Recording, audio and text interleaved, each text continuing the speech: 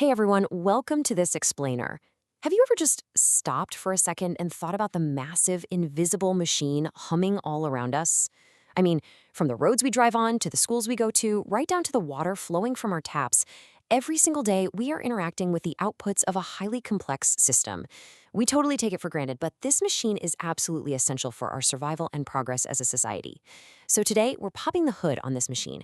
We are going to decode the architecture of governance, what it is, how it's built, and most importantly, where you fit into the whole shebang. So, who really runs the country? Sounds like a super simple question, right? But seriously, think about it for a second. When you look around your community, your state, or just the nation as a whole, who actually holds the levers of power? Is it a single person, a group of elites, or is it you? Pinning down that abstract concept of power and tracing it right back to its source is exactly what we're going to do today. Okay, let's dive right in. Here's our roadmap for this explainer. First, defining the government. 2, 3 types of government.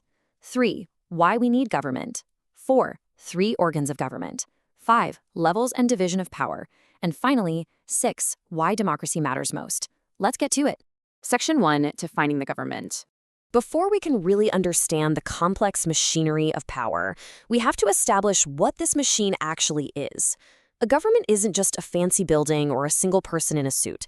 It really refers to an organized group of people, an institution, entrusted with the immense power to manage a political unit, like a country. Fun fact, the word government comes from the Latin gubernare, which literally means to govern or to guide.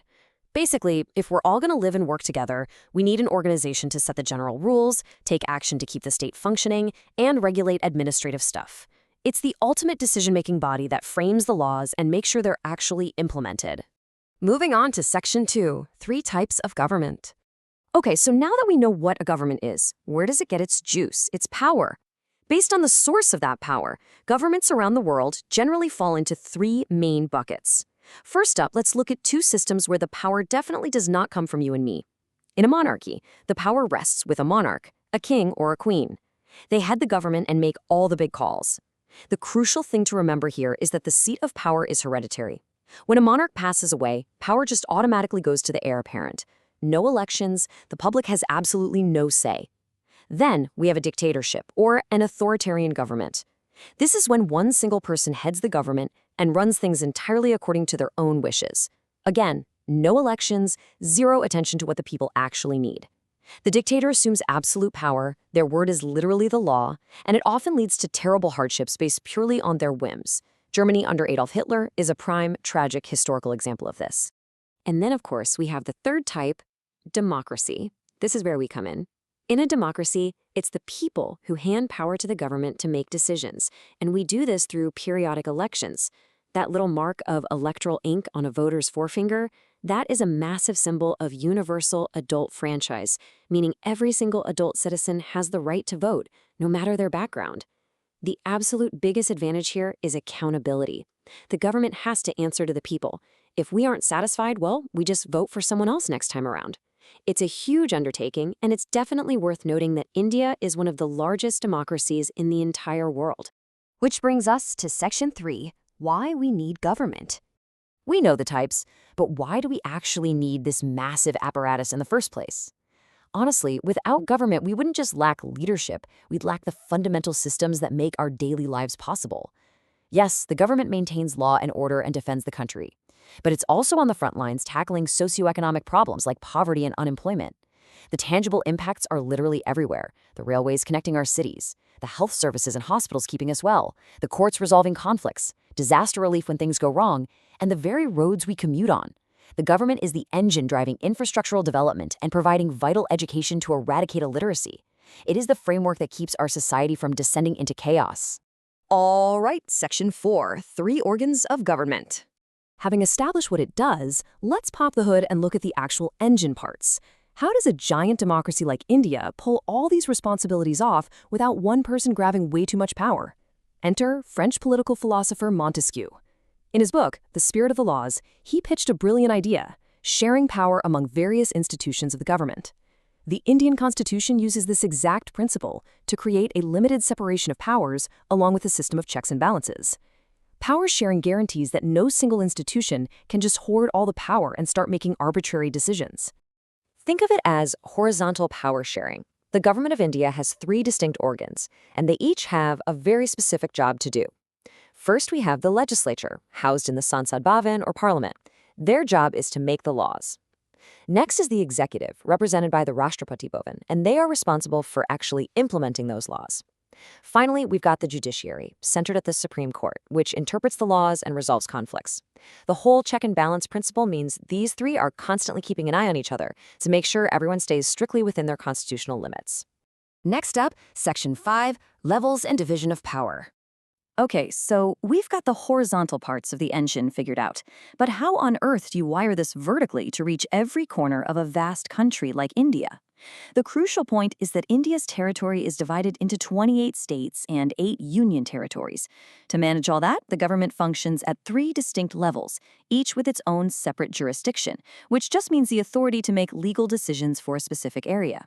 At the very top, we have the national level, run by the central or union government, overseeing the whole country.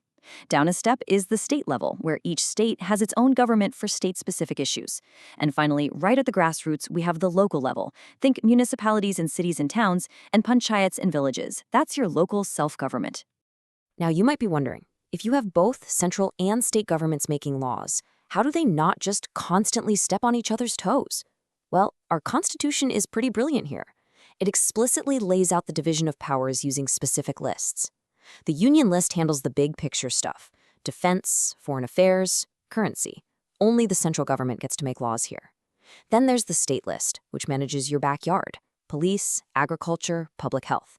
That's handled exclusively by state governments. What about shared interests? That's the concurrent list. Things like education and forests, where both can legislate. And for anything totally brand new that wasn't around when the Constitution was written, like cyber laws, those are residuary powers, and they go straight to the union government. It's an incredibly organized, modular system. And finally, Section 6, Why Democracy Matters Most. We've looked at the machinery, so let's zoom out and look at the overarching philosophy.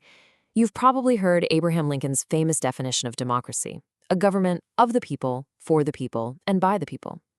The word democracy itself actually comes from 2 Greek words: demos, meaning people, and kratos, meaning power or rule. It is practically the most preferred form of government in the world today, used by more than half the countries on Earth. Why? Because it's inclusive. It actually tries to ensure that people's needs and aspirations are met, giving them rights and freedoms, while also laying out duties.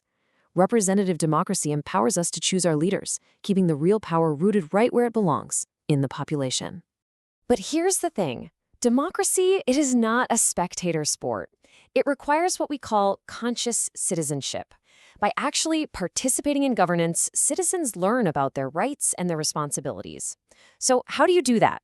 You can express your opinions by joining groups like student councils. You can write letters or sign petitions to peacefully raise issues you care about with the government. And honestly, on a daily level, practicing good citizenship just means following community rules and respecting the people around you. That cooperation is what builds a peaceful, stable society. You guys, active citizens are literally the ultimate check and balance on the entire system. So, we kicked this whole thing off by asking, who really runs the country? And as we've seen, we can trace the architecture of power straight back to the individual citizen. The government is this incredible machine designed to guide society, built with intricate checks, balances, and different levels of power. But the fuel that actually runs this machine, in a democracy, is the participation of its people. So I'm going to leave you with this final thought. In a system built by the people, how will you use your power to shape the machine? Thanks so much for joining me on this explainer, and keep questioning how the world around you works.